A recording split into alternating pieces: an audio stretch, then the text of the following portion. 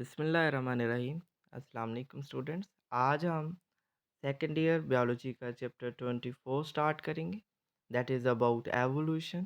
Evolution किसे हम कहते हैं, हम स्टार्ट लेंगे। सबसे पहले हम इंट्रोडक्शन करते हैं कि ये जो एवोल्यूशन है ये हम कहते किसको है। Gradual changes in organism characteristics of a population with the passage of time, this is evolution. यानी जो जानदार होते हैं उनके करैक्टरिस्टिक्स में आहिस्ता आहिस्ता चेंजेस आ रही होती हैं with the passage of time. यही एवोल्यूशन है। यानी जो जानदार हैं एक नस्ल के, एक पॉपुलेशन के जो जानदार हैं, वो वक्त के गुजरने के साथ साथ वो चेंज होते जा रहे हैं। और वो सारी जो उनके अंदर चेंजेस आती हैं वो एवोल्यूशन कहलाती हैं। ठीक है।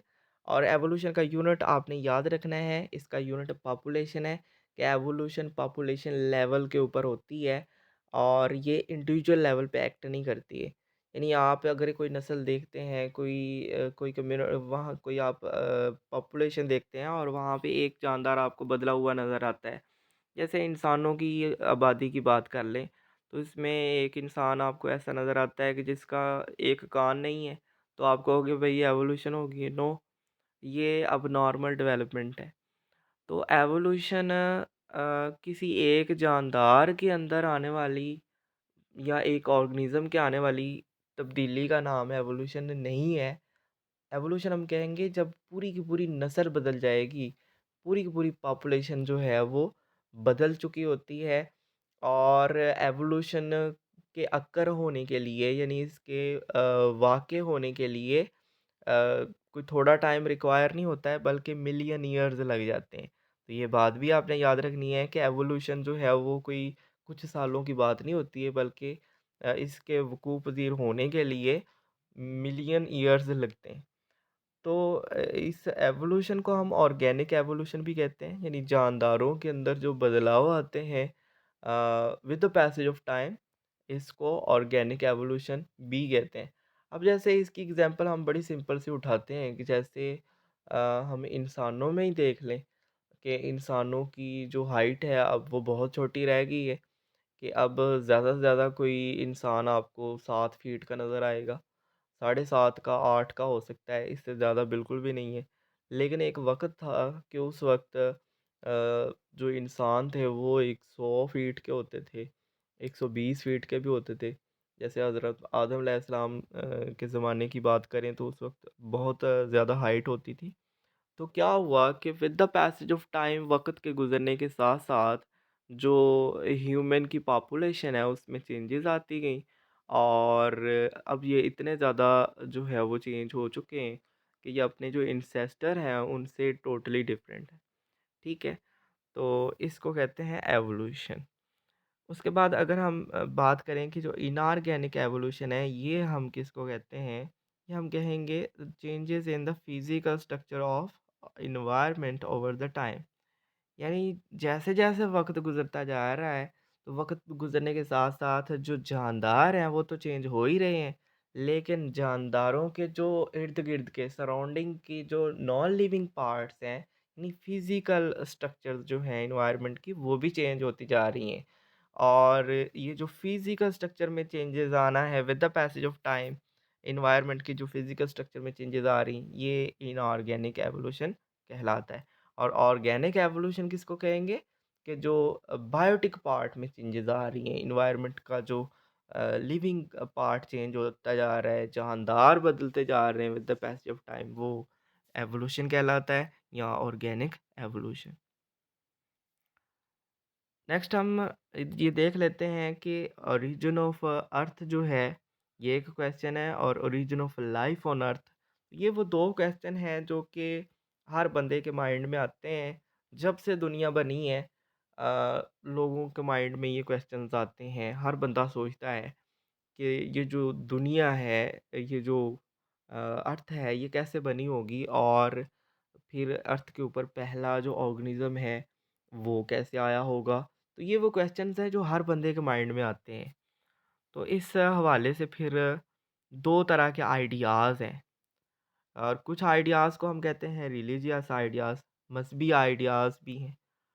कुछ ऐसे हैं कि जो साइंटिफिक आइडियाज़ हैं, साइंटिफिक बेस्ड आइडियाज़ हैं। तो जो रिलीजियस आइडियाज़ रखने वाले जो लोग हैं, उनको हम कहते हैं क्रिएशनिस्ट।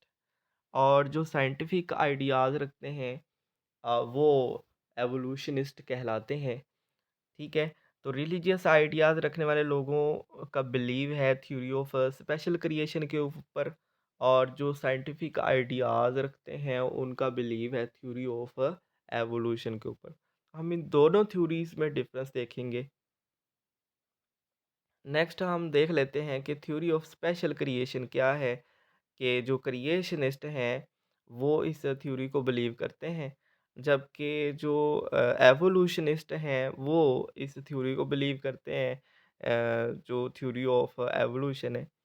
According to this theory, theory of special creation, according to this theory, all the organisms were created in their present form several million years ago by supernatural power। तो इस थ्योरी के मुताबिक ये है कि जो सारे के सारे जानदार हैं वो अपनी प्रेजेंट फॉर्म के अंदर ही आज से कोई मिलियन ईयर्स इगो, हज़ारों साल पहले, वो अपनी मौजूदा हालत में ही क्रिएट किए गए थे। और किसने क्रिएट किया था? बाई सुपरनैचुरल पावर, यानी कि किसी डिवाइन फोर्स ने, गॉड ने, अल्लाह ने इसको बनाया था। ठीक है? और आज से कोई हज़ारों साल पहले इन जानदारों को बनाया था, और जितने भी जानदार हमें नज़र आते हैं, जिस फ़ॉर्म में नज़र आ रहे हैं, इसी फ़ॉर्म में ही क्रिएट किए गए थे आज से कोई हज़ारों साल पहले। और जैसे ये जो गोट है, तो वो जिस तरह की नज़र आती है, इसी तरह की बनाई गई थी। इनका ये मानना है। ठीक है? According to this theory, man is not evolve from chimpanzee. तो इस थ्योरी के मुताबिक जो इंसान है वो चिंपैंजी से नहीं बना है, यानी बंदरों से ये इंसान नहीं बना है। ये जो चिंपैंजी है, गरीले हैं, इनसे नहीं बना है, बल्कि इंसान को इंसान ही तख्लीक किया गया था। तो ये थ्योरी ऑफ स्पेशल क्रिएशन को जो बिलीव करते हैं, जिनको हम क्रिएशनिस्ट कहते हैं, उनका ये मानना है कि जिस तरह की मखलूक आपको नज़र आ रही है, ये बनाई भी ऐसे ही गई थी, कोई आज से हज़ारों साल पहले। ठीक है? और ये कहते हैं जी कि स्पेशल कोई इवेंट है, स्पेशल कोई पॉइंट है, तब ये ज़िंदगी का आगाज़ हुआ था, और ये जो ज़मीन है ये बनी थी। और वो जो कहते हैं ना हम इस्लाम में कि कुन कहा था और हो जा, तो फिर सब कुछ जो है ये तख्लीक हो गया था, जिसमें फिर कुरान मजीद में आता है कि ये जो अ, हमारी ज़मीन है, आसमान है, ये सारी कायनात 7 दिन के अंदर तख्लीक की गई थी। ठीक है?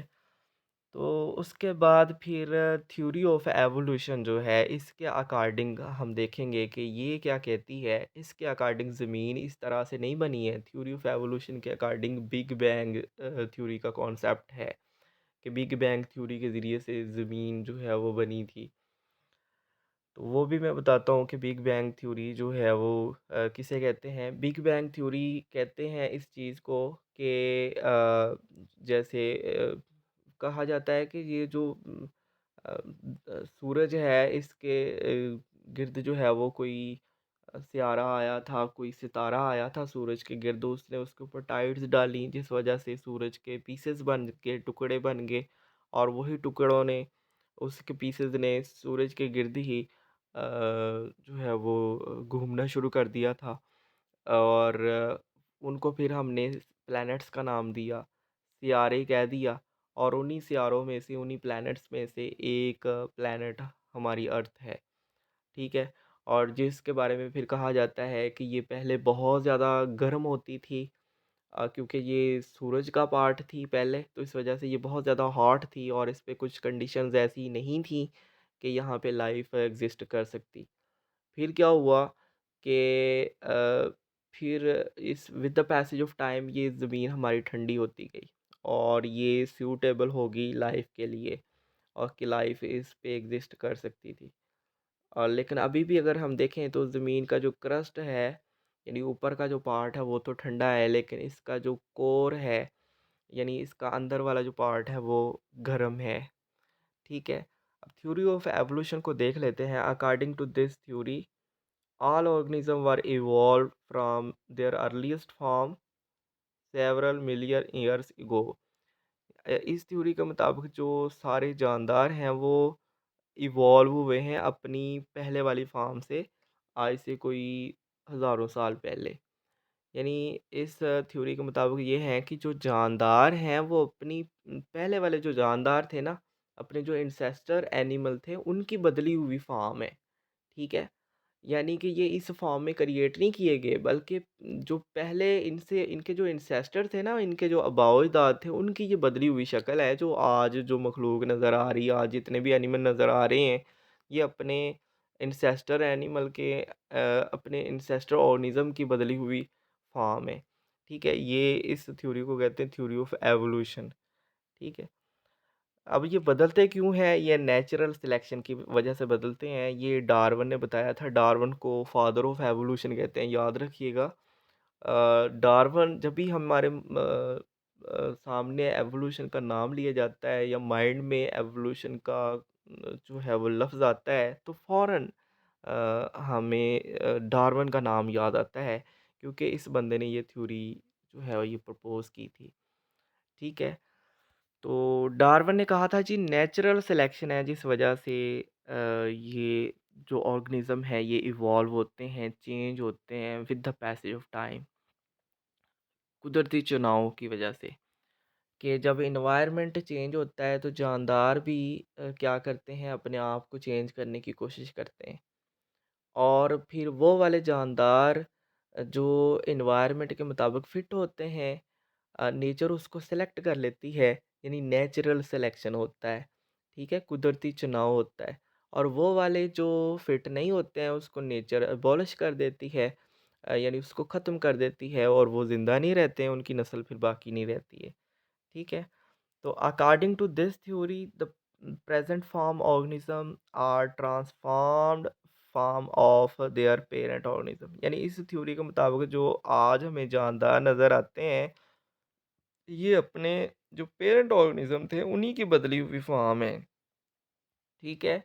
यानी ये इसी फॉर्म में क्रिएट नहीं किए गए थे, बल्कि ये अपने पेरेंट्स की ही बदली हुई शक्ल है, यानी उनसे थोड़े चेंज हो चुके हैं। इनके पेरेंट्स थोड़े से और तरह के थे, अब ये थोड़े उनसे मुख्तलिफ हो गए हैं। क्यों मुख्तलिफ हो गए हैं? क्योंकि इनको एनवायरनमेंट और तरह का मिला और ये अपने नए एनवायरनमेंट में नए तरीके से अडॉप्ट हो चुके हैं। तो जो इस थ्योरी को बिलीव करते हैं उनको एवोल्यूशनिस्ट कहते हैं। उसके बाद हम कुछ साइंटिस्ट की कंट्रीब्यूशन को देखेंगे।